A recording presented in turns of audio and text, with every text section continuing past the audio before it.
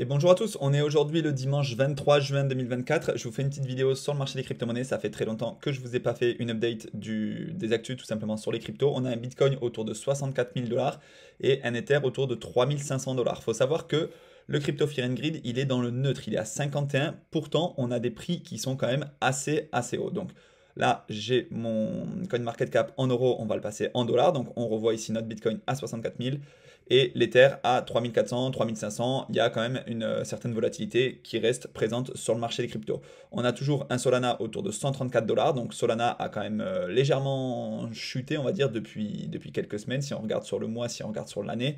Là, depuis quelques semaines, on a quand même une légère chute du cours, pardon, mais ça reste, selon moi, un actif qui est quand même très solide, qui est quatrième ou cinquième en termes de market cap, ça dépend avec le BNB en termes de capitalisation. Et le BNB a, lui, quant à lui, sur les semaines précédentes, moins chuté, on va dire.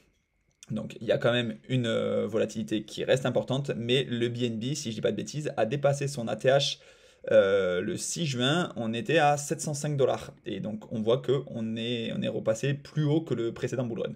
Donc c'est très intéressant à suivre, alors que ben, globalement, plus personne ne parle du marché des crypto-monnaies. C'est pour ça aussi que je vous ai fait moins de vidéos, parce que vous êtes moins demandeurs. Mais on a des prix très intéressants, un BNB qui dépasse son ATH, etc. Un Bitcoin qui est proche de son ATH, alors que l'intérêt est quand même assez neutre. Donc on revient sur Twitter, on va faire un tour sur les dernières news qu'il y a eu. Donc ça fait près d'un mois, ça fait actuellement un mois même, que les ETF sur l'Ethereum ont été acceptés. Donc la SEC a donné son accord pour des ETF spot sur l'Ether. Donc ça va permettre d'apporter une liquidité assez intéressante sur le marché des cryptos et notamment sur l'Ether. Bien que je pense qu'il n'y aura pas autant de liquidités qui arriveront que sur le Bitcoin. Le Bitcoin, les ETF ont été acceptés en janvier. Il y a beaucoup d'institutionnels qui se placent dessus parce que la proposition de valeur de Bitcoin est quand même plus évidente à comprendre que celle de l'Ether. Mais ça reste quand même très intéressant parce que, je vous rappelle, la capitalisation de l'Ether est moins élevée. On est sur une capitalisation 3 fois moins importante. Et pourtant, avec des ETF qui sont acceptés, ça va pouvoir faire pumper la crypto-monnaie, la deuxième crypto-monnaie du marché, à la hausse. Ensuite, Journal du Coin qui nous a partagé, bon après ça c'est énormément de théories qui sont mises, enfin qui sont évoquées, des ETF sur Solana, sur Ripple qui pourraient être lancés dès 2025.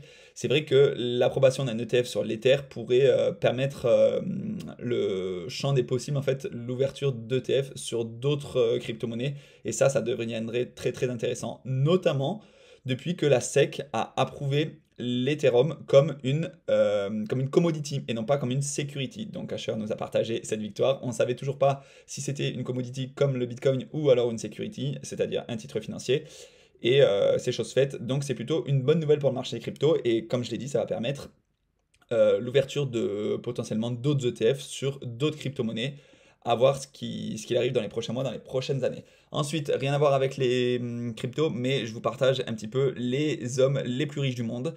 De quoi leur fortune est faite, en fait, tout simplement, les hommes les plus riches du monde, c'est des créateurs de boîtes. Elon Musk pour Tesla, Jeff Bezos pour Amazon, Bernard Arnault pour LVMH, Bill Gates pour Microsoft, etc.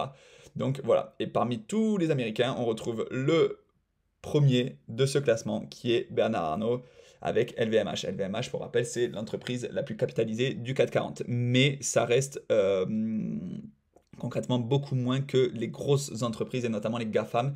Et même si je ne dis pas de bêtises, Nvidia actuellement représente plus que l'ensemble des 40 plus grosses sociétés françaises. Donc la capitalisation de Nvidia est supérieure à la capitalisation du CAC 40. Et ça, c'est absolument démentiel. On reparlera de Nvidia dans une autre vidéo. Ensuite, je voulais vous montrer aussi la répartition des 21 millions de bitcoins. Vous voyez qu'il y a plus de la moitié qui sont à des particuliers comme vous et moi, donc 57%. Ensuite, on a des bitcoins qui sont perdus, donc qui ont été envoyés sur des adresses dont on n'a plus les clés, etc. Il y a les mineurs, il y a le portefeuille de Satoshi, donc qui détient 5,2% de la supply totale de Bitcoin. Il y a 6,6% des Bitcoins qui ne sont pas encore minés, ceux du gouvernement, ceux dans les ETF et ceux qui sont détenus par les entreprises. Je pense par exemple à MicroStrategy, et d'ailleurs on en reparlera juste après de MicroStrategy parce que eux ils continuent d'accumuler et c'est absolument démentiel. Par rapport au minage maintenant, là c'est une répartition par rapport au minage. On voit que la majorité du minage se fait aux États-Unis, en Chine et au Kazakhstan. Alors, Pendant le précédent cycle, on avait la Chine qui avait plus ou moins banni le minage de crypto-monnaies. Apparemment, c'est revenu, mais quand même, la globalité du minage se fait aux États-Unis. Et même Trump a évoqué qu'il voulait que les USA soient un pays mineur de crypto-monnaies. Donc, attention quand même à une certaine centralisation, bien que le minage de crypto-monnaies, après, on peut l'avoir dans le reste du monde entier. Pour l'instant, ils en ont que 38%. On a aussi Canada, Russie, Allemagne, Malaisie, Irlande et plein d'autres pays, évidemment. Ensuite, je voulais vous partager donc ce graphique des 7 magnifiques. Donc les 7 magnifiques, c'est les 7 plus grosses boîtes de la tech américaine. Donc on a les GAFAM, on a Tesla, on a Nvidia, si je dis pas de bêtises. Les GAFAM, c'est Google, Facebook, donc Meta, Amazon, Microsoft et Apple. Et on peut voir juste ici que les 10 plus grosses capitalisations ont un rendement bien plus élevé que le S&P 500. Et ça, c'est quand même hallucinant quand on voit que Microsoft, Nvidia, Amazon, Google, Meta font près de 38% sur, alors là, il faudrait que je regarde, sur quelques mois. Et le S&P 500, en fait, si on compare par rapport au S&P 500, c'est démentiel ce qui se passe. Mais cette augmentation très très forte, ça n'est rien vis-à-vis de la bulle Internet qu'on a eue dans les années 2000. C'était 40 fois supérieur à la capitalisation enfin à l'augmentation en fait tout simplement du S&P 500. Donc, est-ce qu'on est sur une bulle au niveau des 7 magnifiques? Je ne pense pas, du moins une bulle bien moins importante que ce qu'on a eu dans les années 2000 avec la bulle Internet.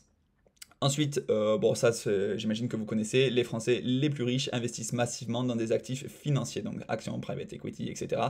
Et les moins aisés stockent leur patrimoine sur des comptes bancaires. Donc là, on voit sur la gauche les Français avec la plus faible part de revenus et de capitalisation de leur patrimoine tout simplement.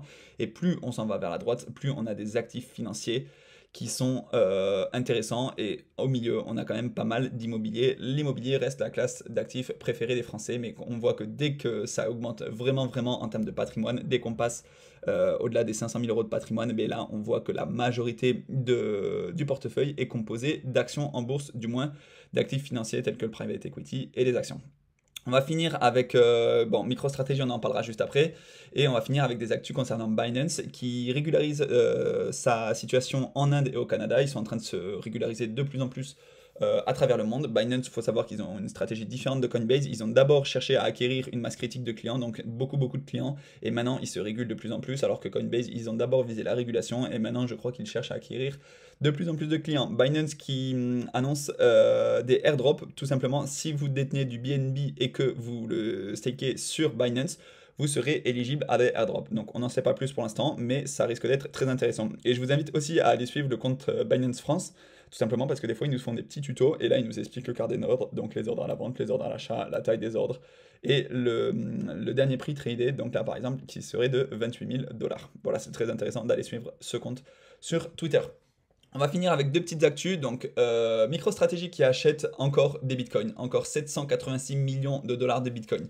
Donc, si je dis pas de bêtises, c'était des obligations convertibles. Et surtout, ça leur fait 12 000 nouveaux bitcoins. Et on voit que le prix moyen du bitcoin pour eux est de 36 798 $ le bitcoin. Donc, ça, c'est très très intéressant. Eux, ils vont se mettre extrêmement bien pendant la phase haussière. Je ne sais pas si Michael Saylor a une stratégie de sortie. Est-ce qu'il va tout nous dumper sur nous quand on sera au top du cycle, ou est-ce qu'il voit vraiment le très long terme sur plusieurs années, sur plusieurs cycles, même plusieurs décennies?